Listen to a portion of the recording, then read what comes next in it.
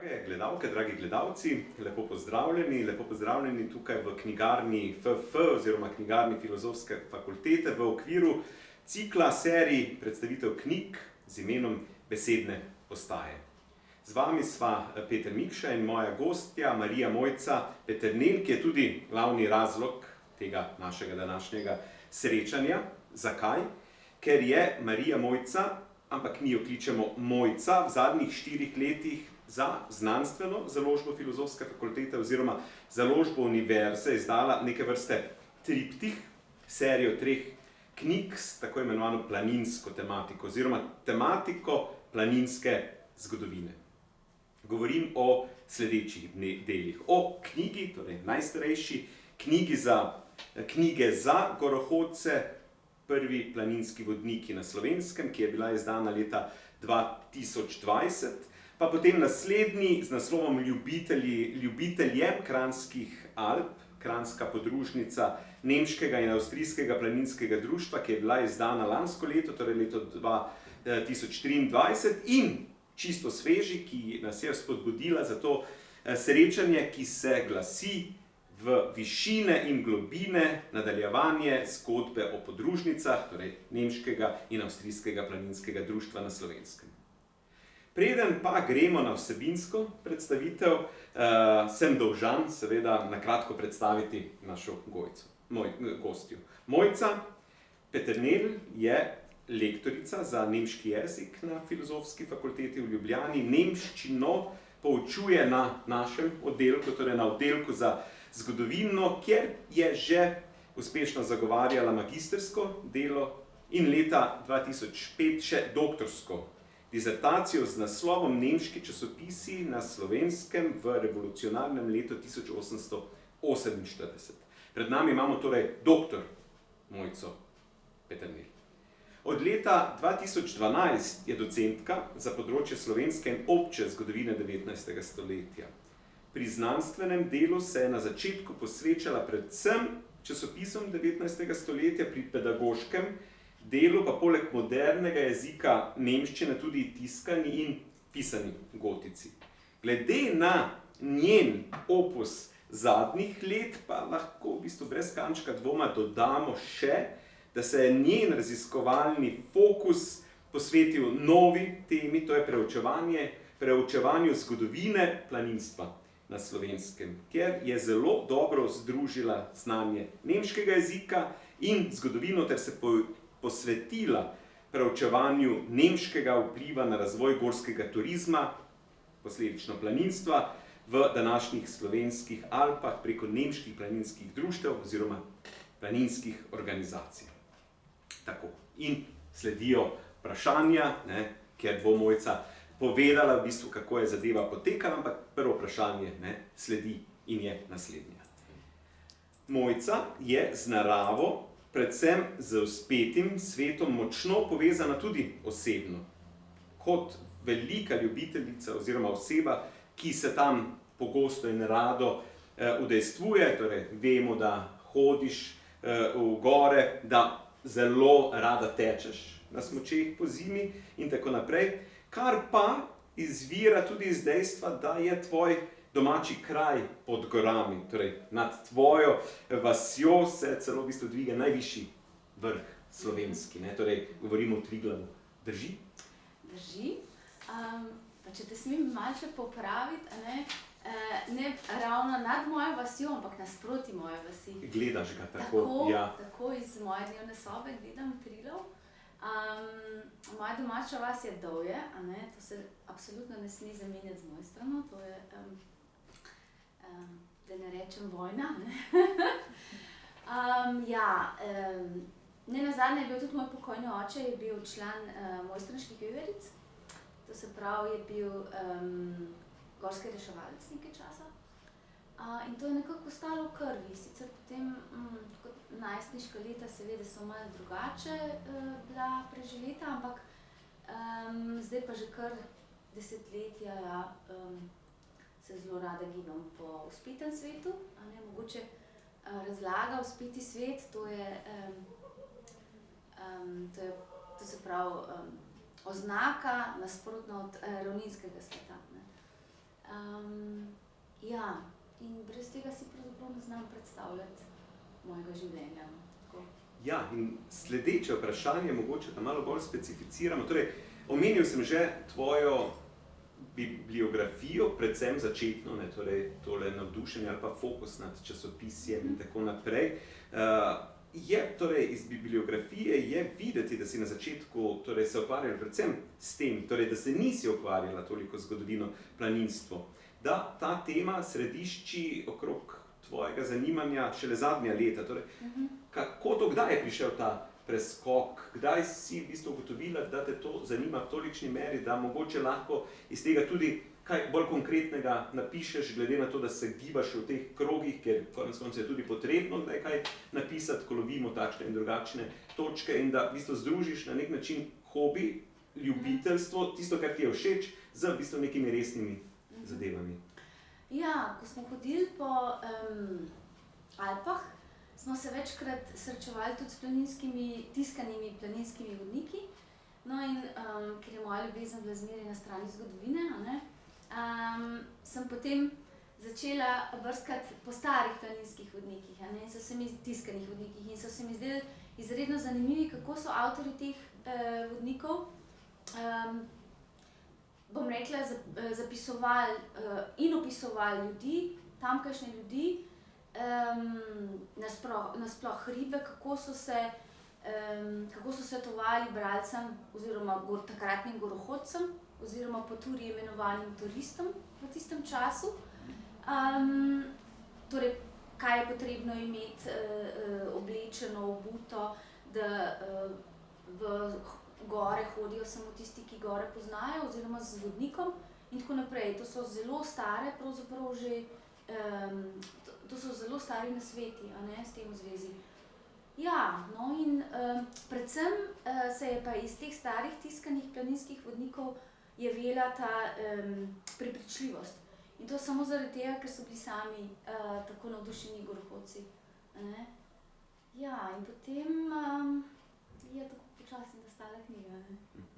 Torej, najprej je prišlo do te spremembe tvojega zanimanja, potem so nastajali članki, vedno več, v bistvu lahko opažamo iz pogleda v Sikris, v Kobis, da v bistvu je, vidimo prav en izbruh navdušenja s članki in tako naprej, ki pa rezultirajo potem v prvo, torej knjigo tega triptiha, torej knjigo z naslovom Knjige za gorohodce, ki govori o prvih planinskih vodnikih na Slovenskem, kar je Mojca zdaj povedala.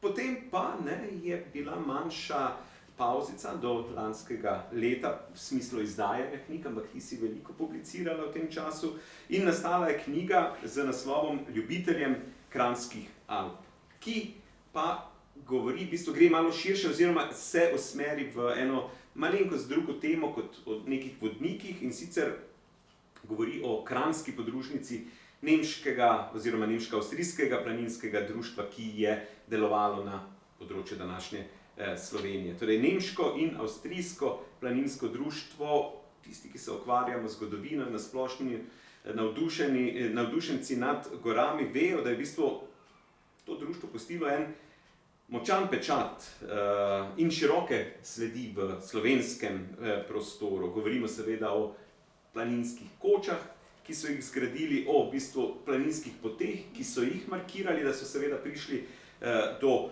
koč in drugem. In v bistvu ta tvoja študija v bistvu obravnava kranjsko podružnico, ki je bila v okviru seveda celotnega nemško-avstrijskega društva ena izmed srednje velikih podružnic nemško-avstrijskega društva. Torej, in to nemško-avstrijsko društvo je bila na nek način ena precej neobdelana tema v ne samo slovenskem zgodovinopisju, ampak rečemo planinski zgodovini, ni bila, v bistvu je bila redko predmet nekih znanstvenih razprav, glede na vso njegovo oziroma društveno dediščino, ki jo danes uživamo, številni ljubitelji gora, je pa precej bila znana v evropskem prostoru, pri nas pa v bistvu po krivici ne. Morda je, to je ta opazka, ki se srečamo. Morda je v bistvu bilo gledanje nanjo, obarvanje precej nacionalno, ne? Ker v bistvu v grobem govorimo o njenem delovanju na nek način v višku tega kulturnega boja med Slovenci in Nemci konec 19. in 20. stoletja. Kar pa v bistvu ni bil namen nastanka kranjske podružnice in tako naprej. Torej, nam lahko poveš kaj več o podružnici in v bistvu seveda vsebini knjige in morda ne še toliko, kako si prišla sploh na idejo. Najprej mogoče fokus, kaj kranjska podružnica je bila, ne? In kako jo vidiš tudi ti v našem okolju. Mogoče bi najprej nekaj besed povedala o samem tem društvu nemškem in avstrijskem. To se pravi, tudi sam si napisal že zelo veliko člankov o tem in del. To se pravi, speti svet je bil konec, oziroma v drugi polovici 19. stoletja precej neraziskana. Ne? Gozd je bil zanimiv samo zaradi lesa ali pa smole, gozdnih sadežev. Svet nad gozdno mejo je bil pa svet grdih skal, divjih zveri, nevarnih poti in tako naprej. Ne? Ampak vseeno od razsvetljenstva naprej so se redki posamezniki ukvarjali s tem svetom, ga proučevali in tako. No in sredi 19. stoletja so potem začele nastajati tudi planinske organizacije, najprej v Londonu, no, in potem tudi na Dunaju. Ne. Najprej je tam nastalo v začetku 60-ih let avstrijsko planinsko društvo, avstrijski turistovski klub, no in Münchnu je potem 1869 nastal tudi nemško planinsko društvo. Večina članov tega društva so bili pa pravzaprav nezadovoljni člani avstrijskega. Zakaj? Zato, ker se je avstrijsko planinsko društvo želelo z vzpetim svetom ukvarjati predvsem, bi rekla, iz znanstvenega stališča ga proučevati in tako, medtem ko je pa nemško planinsko društvo želelo ta svet približati čim širši množici ljudi. No, ti dve društvi sta potem delovali nekaj let ločeno, dokler ni 1873 prišlo do združitve v nemško in avstrijsko planinsko društvo. Ne. In že samo ime pravzaprav pove, da je bilo to društvo tako izredno dualistično. Ne. V nemškem delu so za podružnice skrbele posamezne dežele, v avstrijskem delu je bilo pa vse zelo centralizirano. Ne. Izdali so ustavo, prav ustavo, v kateri je bilo vse zelo natančno določeno. Od tega, kdaj se sme ustanoviti podružnica, kakšen je način ustanovitve, naloge so bile zelo natančno določene. In pa seveda tudi naloge, ne samo naloge podružnic, ampak tudi vodstvenih odborov, ne, da so morali pošiljati v centralo, ki je bila pa v Münchnu, so morali pošiljati finančna poročila, razna druga poročila. Zelo natančno je bilo tudi določeno, recimo tako, no, se mi je zdelo, če so podružnice pisale na centralni odbor, ne, je bila prav formula, torej naslovljeno je moralo biti na cel centralni odbor in v vsakem dopisu je morala biti obravnavana samo ena tema. Ne, tako. No in v naloge posameznih podružnic so bile pa društveni večeri, torej organizacija društvenih večerov v smislu predavanj in tako, potem gradnja koč, gradnja in označevanje poti, kar je bilo prav tako zelo natančno določeno, koliko široke morajo biti poti. Če so bile precej strme, potem so morali biti serpentine. Skratka, označevanje poti je bilo tudi določeno, postavljanje tabel smernih je bilo zelo natančno določeno, da ne govorim o gradnji koč, ne, koliko ur je moralo biti od ene koče do druge koče. Skratka, kakšna je bila organizacija koč, v smislu organizacija torej hrane, pijače in tako naprej. Ne. S tem, to je tudi, se mi zdi, ena taka zanimiva zgodba, ne, s tem v zvezi, s tem se je ukvarjal nek münchenski profesor, Pot, ki je se najprej ukvarjal z gojenjem hmelja, potem pa živinorejo. In on je določil, da se vsa ponudba v kočah tako deli v 5 zabojev. v hrane, to se pravi, meni bo hrana za zajtrk, potem za kosilo in tako, in pijača naj bi bila ravno tako razdeljena, ne, v eni naj bi bila voda, v eni naj bi bila alkoholna pijača, v eni pa pivo. In pivo je postajala vedno priljubljenejša pijača. Problem je nastal, kako konzervirati zdaj to pivo, ne.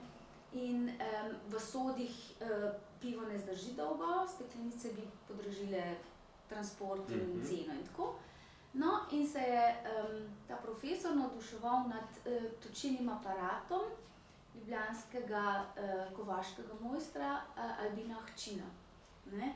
In zdaj vidimo, kako je takratno slovensko območje bilo pravzaprav znano tudi potem, oziroma skozi to zgodbo Nemškega in Avstrijskega društva.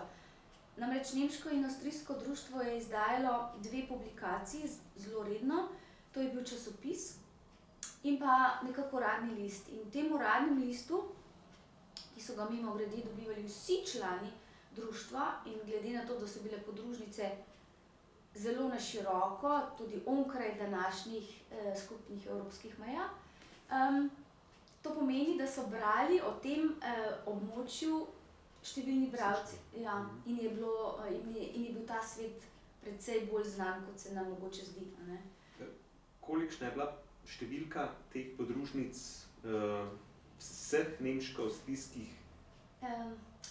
To zdaj ne bi znala. Ne, se ne govorimo točno, je bilo to 50, 100 in tako naprej. Ne, to je bilo več kot 100. To je bilo več kot 100. To je bilo, seveda v tem alpskem svetu zelo veliko, je bila ta gostota, to se pravi, je bilo gosto, so bile podružnice, jih najdemo pogosteje kot pa drugje, ampak vseeno, te podružnice so imele največje, recimo tudi po 3000 članov, najmanjše pa samo po 10. Ja, in kar nekaj njih je bilo na Slovenskem, ne? O tem bomo še prišli, ker je tretja knjiga vezana prav na njih. Ampak kranjsko podružnico pa ustanovijo kdaj? Kranjsko podružnico ustanovijo pravzaprav že leto 1874, ne? To se pravi slabo leto po združitvi teh 2 nemškega in avstrijskega planinskega društva. In v prvem obdobju delovanja, bomo rekli, ni bila tako uspešna. Ne? Zdaj vodil jo je Bamberg, seveda v planinskih krogih znan gorohodec, sicer pa tudi družbeno zelo aktiven človek. In dejansko bi lahko rekli, da je skupna značilnost vseh članov vodstvenih odborov posameznih podružnic v takratnem slovenskem območju bila družbeno zelo aktivna. Omenila sem Ahčina, ki sicer ni bil v vodstvenem odboru, ampak je bil tudi predsednik kolesarskega društva takratnega in tako naprej. Ne?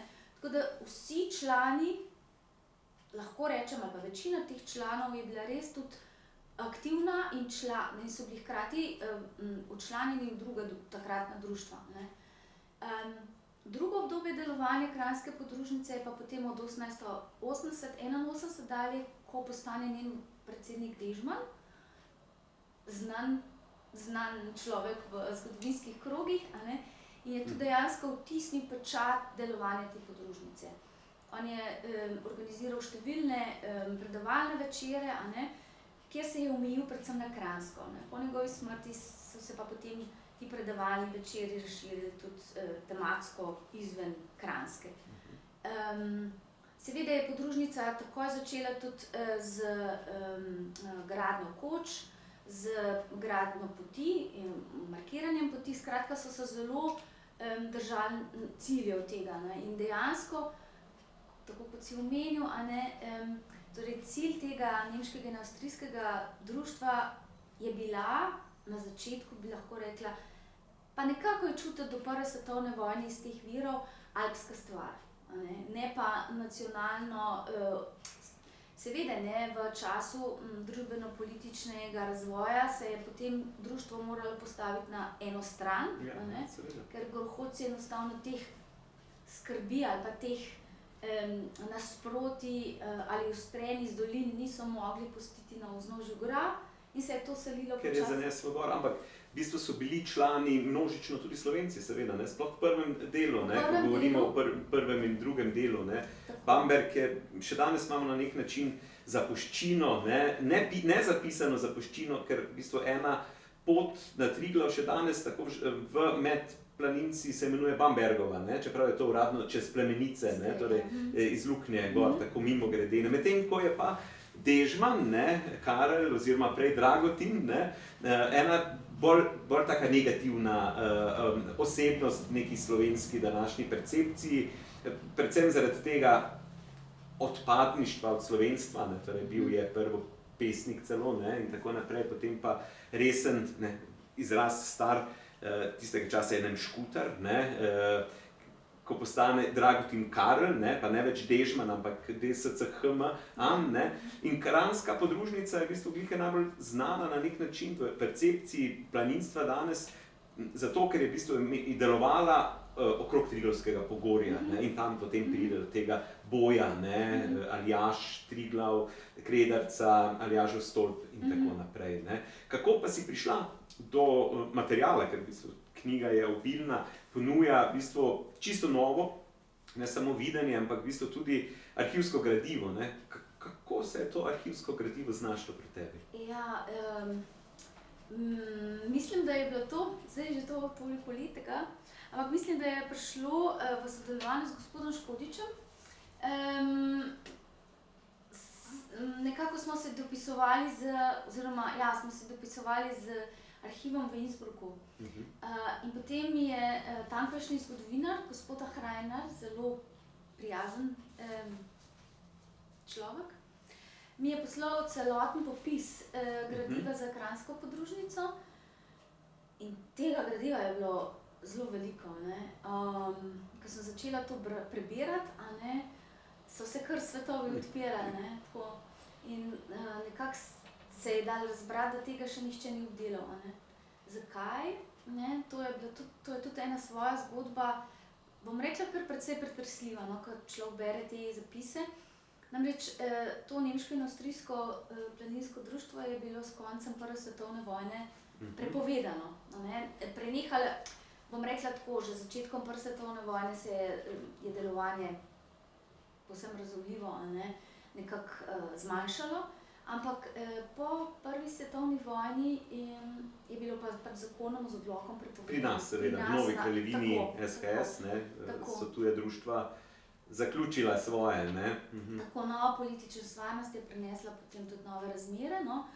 In torej takratni vodstveni odbor Kranjske podružnice, član tega je bil tudi Rici, ki je bil sicer gimnazijski profesor, je v tej situaciji, in ko se je moral odseliti v Avstrijo, pobral del gradiva in ga odnesel s seboj v Avstrijo.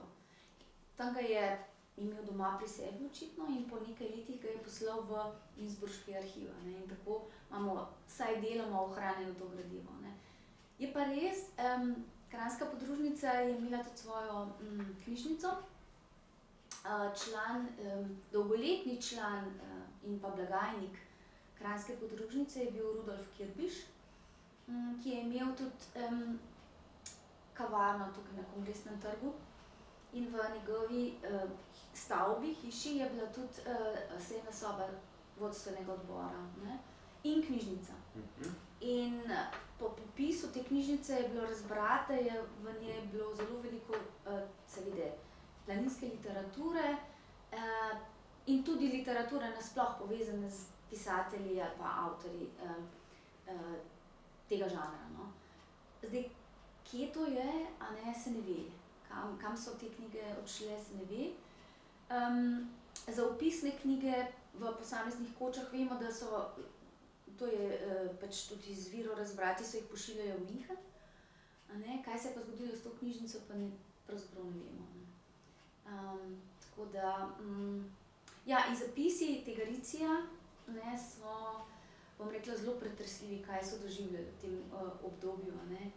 Ker dejansko so se dobro, nemški, nacionalno so bili že Nemci, ampak dejansko so pa se počutili bolj Kranjci kot pa Nemci, ne. Ja, in v bistvu ne samo, da je bilo delovanje podružnice prepovedano, v bistvu tudi na nek način je vsa lastnina ostala tukaj, ne, torej koče ostanejo, poti, vse, kar je bilo njihovega, sicer naj bi Slovensko planinsko društvo odkupilo te koče, ampak seveda ne govorimo o nekih resnih denarjih. Jaz sem nekje zasledil eno zanimivo fotografijo, mislim, da je bila sredi 30 let v Münchnu razstava alpska, kjer je bilo tako kot jaslice, ne? Mi danes postavimo jaslice, so bile koče postavljene v Alpah, ampak tistih Alpah, ki so jih v bistvu oni izgubili za razpadom Avstro-Ogrske, od Krkonoš, torej Češke, pa slovenskega današnjega predela, torej ne samo julijskih, kamniško-savinskih Pohorje, ne, torej o teh podružnicah še bomo, južne Tirolske, in je pisalo, ne, torej so bile te koče njihove, ne, ki jih niso več niče, napisano na vrhu ukradeno mesto, ne, ukradeno mesto planinskih koč, ki jih ni več, ne, torej so doživljali na nek način eno tako grenkobo, kar se tega tiče, ne. Ja, zdaj tako se mi zdi, a ne, in tudi tako je čutiti, no, pa bom rekla, moja razlaga, ne, tudi iz ohranjenih virov, zlasti na prelomu stoletja, a ne, ko so bile ti nacionalni boji, bom rekla, najhujši, a ne, je predsednik, dolgoletni predsednik Kranjske podružnice Rošnik pisal, bom rekla, ne eno pismo, ampak številna pisma münchenski centrali, a ne, vendarle nekaj naredijo, oziroma Slovensko planinsko društvo, ki je bilo del tega društva še takrat, a ne, to je bilo prezrto v slovenskem zgodovinopisju doslej, a ne, vendarle ne deluje v skupno dobro tega društva, a ne se vendar nekaj zgodi, a ne. In centrala, ki je živela ali pa delovala v nacionalno enotnem okolju, verjetno niti ni želela podpihovati nacionalnih ostrenj in teh dopisov ni želela objaviti. Po drugi strani pa verjetno tudi niso mogli razumeti, kaj se pravzaprav dogaja na nacionalno mešanih območjih, ne. In je trajalo precej dolgo časa, da so objavili en kar dolg dopis v tem uradnem listu, v teh Mitteilungen, kaj se tukaj dogaja, ne, in kako težkih razmerah pravzaprav ta Kranjska podružnica deluje. Lahko rečemo, da je bila Kranjska podružnica na nek način najbolj na tnalu tega nacionalnega boja, ampak v bistvu Nemško-avstrijsko planinsko društvo je zraven, ne, torej Kranjske podružnice, ki je bila opisana v tvoji drugi knjigi, imelo na današnjem slovenskem ozemlju še precej drugih podružnic, ne. Zdaj, jaz sem si zabeležil 8, ki so posegale, ne, današnji prostor, torej Beljaška, Celjska, Obkranjski, ne, še Mariborska, pa potem Goriška, Primorska in Slovenjgraška. In Kočevska. In tole v bistvu potem si, ne, ker seveda v prvo knjigo, ker si se fokusirala na Kranjsko, nisi mogla opisati, gradivo je bilo, na nek način zabeležiš v ta tretji knjigi, ki jo nasloviš v višine in globine. V višine in globine. Zakaj to? Oziroma, prvo, kako je pač knjiga nastala in kako je prišlo do izbire naslova. Ja, do izbire naslova, ja, to je zelo dobro vprašanje. Zdaj, zakaj je zelo dobro vprašanje? Zaradi tega, ker so se s tem ukvarjali ne samo, to se pravi, se nisem ukvarjala s tem samo jaz, tudi moji prijatelji v privat življenju in tudi celotna založba Filozofske fakultete.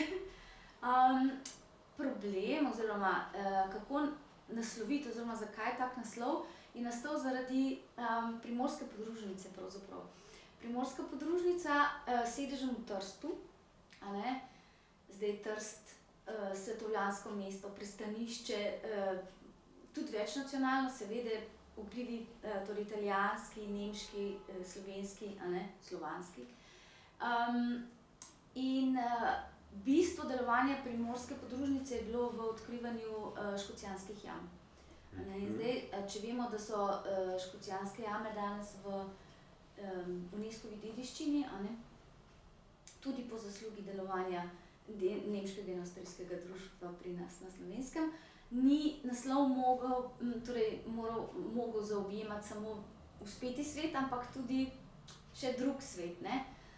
No in potem smo s pomočjo kolegic in kolegov na založbi prišli do tega naslova. Ja, ampak je dober.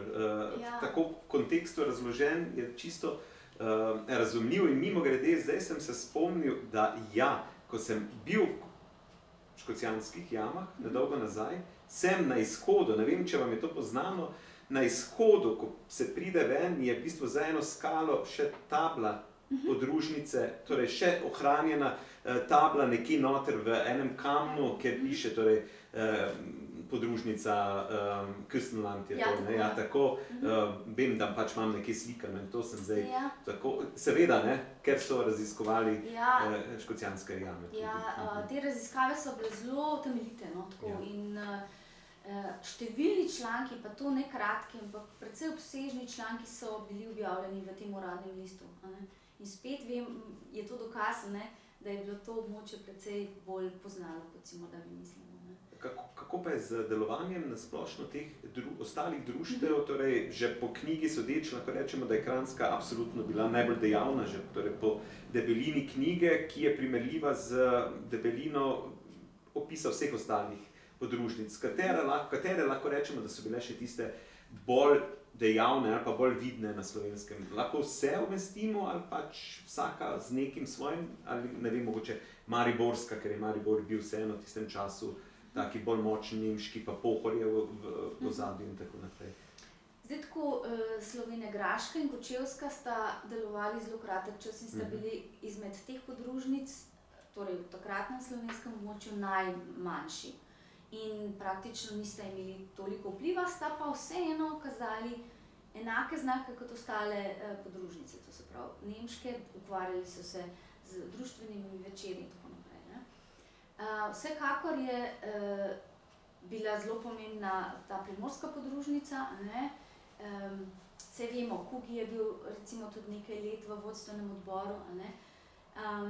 Ampak kot rečeno, je bil fokus delovanja predvsem v Škocjanskih jamah, je pa potem, ko je goriška podružnica pač propadla, prevzela potem tudi oskrbo na Kaninu, ne, kajti goriška podružnica, Gorica, vemo, Staničeva tradicija je živela, a ne, so jo tudi ustanovili, delovala je kar nekaj časa, se je ukvarjala predvsem z območjem Kanina, ne, postavili so kočo, staro kočo, ne, to se pravi ne na tem mestu, kjer sedaj stoji, ampak je bila to stara kaninska koča. Zelo pomembno je bilo potem tudi to, da se je primorska podružnica ukvarjala s Trento, tam je postavila Baumbachovo kočo. No, Baumbach, mogoče tako za mimogrede, to je bil sicer nemški pesnik, a ne, in je za to podružnico pričel z izdajanjem časopisa, humorističnega časopisa, ki ga je imenoval Encijan, ne. In zdaj smo prišli do druge rastline pravzaprav, ne. Zdaj grb oziroma simbol tega nemškega in avstrijskega društva je bila planika. Ja, tako, kjer inicialke so bile vklesane v cvet, a ne, ampak z nemško govorečim območjem je pa vseeno morda bolj povezan Encijan, ne, ker so tudi na planinah, ko so pasli, vsako leto izvolili Encijanovega kralja ali kraljico. Ta je imel potem tudi naloge pri odprtju posameznih koč ali pa recimo jam, ne. Ob slovesih, recimo tudi v Škocjanskih jamah, ne vem, ob Božiču in tako naprej, je bil tam prisoten Encijanov kralj, ne, vilinski kralj. In dejansko dokaz za to je pa pravzaprav še danes, ker je avstrijski cent, ima podobo Encijana in švicarski 5 frankov je podoba Encijana in planike, no, tako mimogrede, no. Ja, in Baumbach je v bistvu pa v slovenski zavesti poznan predvsem po Zlatorogu, ne, seveda, ja, tako da se bo znalo umestiti. Ja, če nadaljujem, zdaj še, z Vzpetnim svetom se je precej ukvarjala tudi seveda celjska podružnica, ne. Zdaj, Celje, a ne, vsa ta mesta, vsi ti sedeži teh podružnic so imeli svoje značilnosti, ne. Trst kot pristanišče in tako naprej, Gorica, ki je bila pravzaprav zaradi svoje klime in tako naprej prav eno tako zdravilišče, Celje, ki so ga primerjali z Bad Ischlom celo, a ne. Večinsko prebivalstvo je bilo sicer res, da slovensko, ampak med meščani pa praktično Slovencev ni bilo, so bili Nemci, a ne, in se mi je izredno močan vpliv v mestu. Zato ni čudno, da so želeli tudi ustanoviti podružnico, ki se je ukvarjala s Kamniško-Savinjskimi Alpami. No, mariborska, torej razmere so bile podobne kot v Celju. Pa, kot vemo, ni imela prav veliko uspetega sveta v okolici. Poudarek je bil bolj na društvenih večerih in družabnih srečanjih z ostalimi podružnicami, organizirali so skupne izlete in tako. Kot je bilo razbrati iz virov, je celo obstajala ideja, da bi se povezali s celjsko podružnico, ampak potem do tega ni prišlo. Ker si omenil Pohorje, a ne. Ideja je obstajala po vzpostavitvi oziroma postavitvi ene koče tam, ampak sama podružnica je želela, če že, torej postavljati kočo v visokem svetu, ne pa tako nizko. So pa zato ustanovili potem, ne v njenem okviru, ampak ob tej podružnici še eno tako društvo, ki je potem postavilo to kočo, ne. Seveda je podružnica pomagala pri postavitvi te koče, tako da je vseeno, lahko rečemo, da so tudi delovali v vzpetem svetu, a ne. Ja, nekaj sem še hotela povedati, ja, torej tudi tako za celjsko podružnico kot mariborsko podružnico je pa posebnost ta, da je z vdorom nemških oblasti 1941 sta ti dve podružnici za 4-5 let spet oživeli, a ne. Za kratek čas, ampak to je bilo, bi rekla, samo formalno, ne, ker pač društvo se je z Anschlussom 1938, celotno društvo, postavili izrazito na veliko nemško idejo, a ne, preimenovalo se je v nemško društvo, a ne, in seveda so potem v teh mestih potem tudi vzpostavili že